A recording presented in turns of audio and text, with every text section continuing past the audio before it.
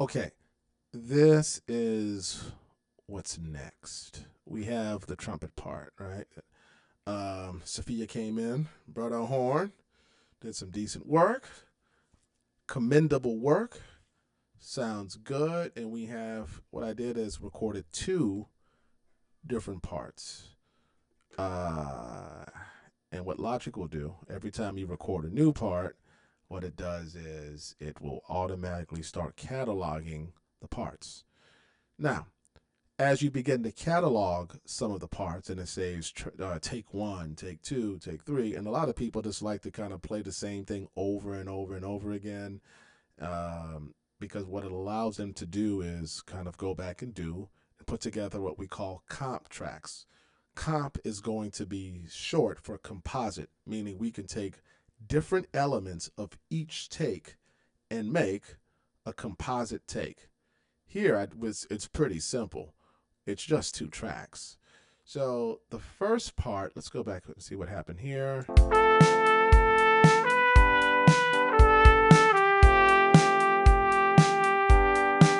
Okay, all right, and let's see how creative. Maybe you just did take one.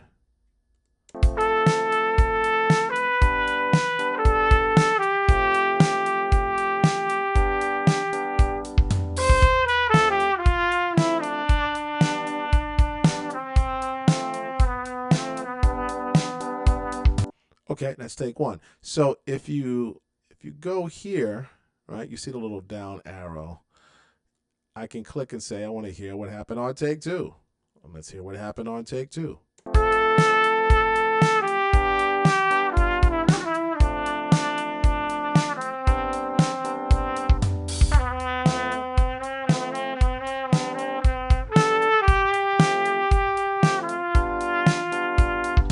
Okay, so I see what happened on take one, and I think in class what I'm going to do, we're going to practice using the flex modes in class together. We're going to nudge the beginning of this so it starts right on beat one. It starts a little bit late. All right, so here's a concept of comp tracks.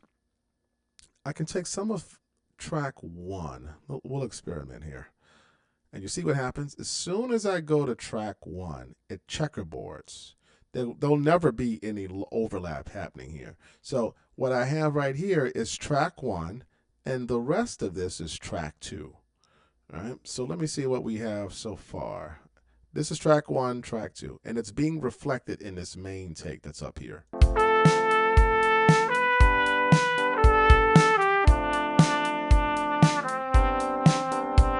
Okay, maybe that works. Maybe I can take a bit of, let's see. I kind of like that.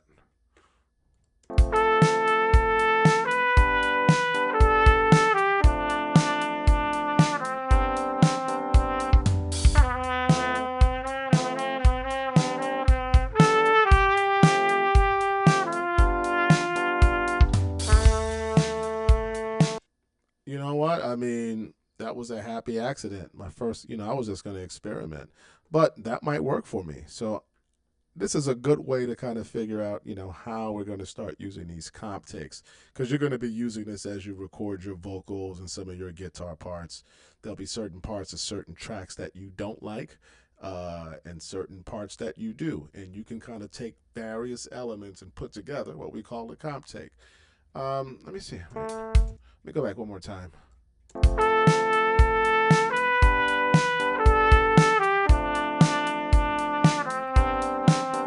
Okay, so maybe I'll check out what's happening on take one and see how that vibes in here. So you see what happens right here, take one, that gets pushed up in my comp track. This portion of take two gets pushed up. This portion of take one gets pushed up. And now we have a comp track between takes one and two.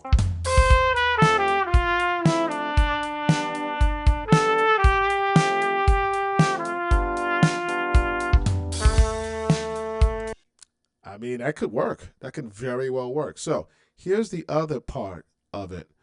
when you're done, and let's say that that's the comp track that we want to commit to, you could leave the comp as it is and just fold the arrow up, right? And you notice, let me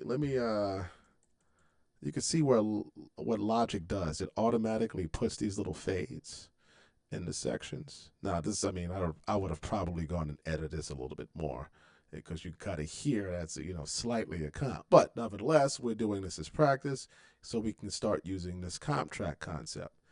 Excellent. So when you're done, you could say you're going to go back to where it says B right here, and you're going to click.